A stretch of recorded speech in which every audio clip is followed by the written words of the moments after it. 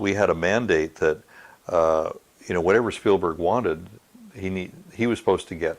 He was supposed to be right there at the front of the line too, because he was a friend of theirs. When we did Temple of Doom, optical was just packed up. That they could not do anything more. And so I remember Dennis Muren and I got together, and he said, the only way that we can't turn down Spielberg, and the only way that we can do this without, optical slashing their wrists or something like that, because they have now to stay to 2 o'clock in the morning, is if we really emphasize models and try to do it as in-camera model shoots, like you would do live action.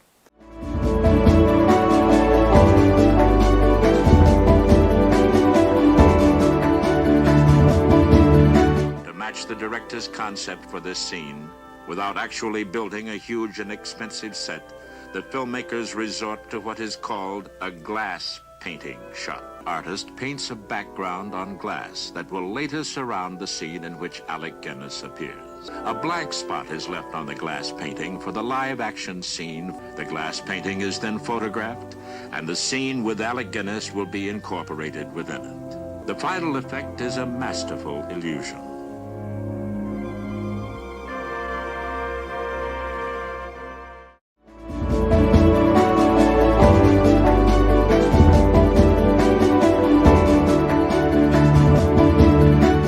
We're on a set right now at the Sky Tower that exists 2,000 feet above the Earth's surface. Obviously, that's not something you could build, but I felt like we could get close by using kind of a modern take on a technique that Stanley Kubrick used on 2001, which is front projection.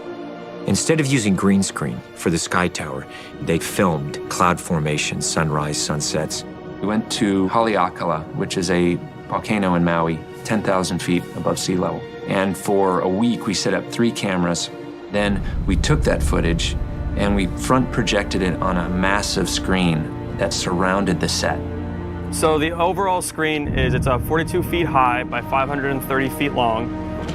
There are 19 different content zones created by a combination of 34 HD feeds. There's a few variations on sunsets, a blue sky, sunrise that actually, you see everything it's actually got a sun in it that rises over the horizon.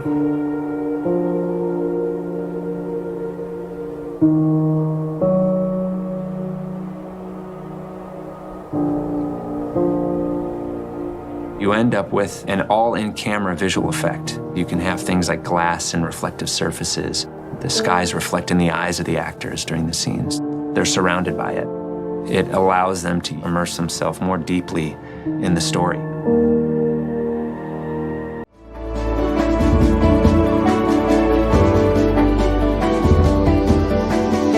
Unnatural. The process combines sets and actors in the foreground with background action that was filmed separately at a different time and location. The foreground action is filmed in front of a screen, and the previously recorded background imagery is projected in reverse onto that screen. The whole thing is then shot together to produce the final image. This creates the illusion that characters are in a place they are not in. When rear projection was first used in the 1930s, it allowed filmmakers to circumvent the technological limitations of cameras and sound recording at that time. In other words, it made shots that had previously been impossible, possible.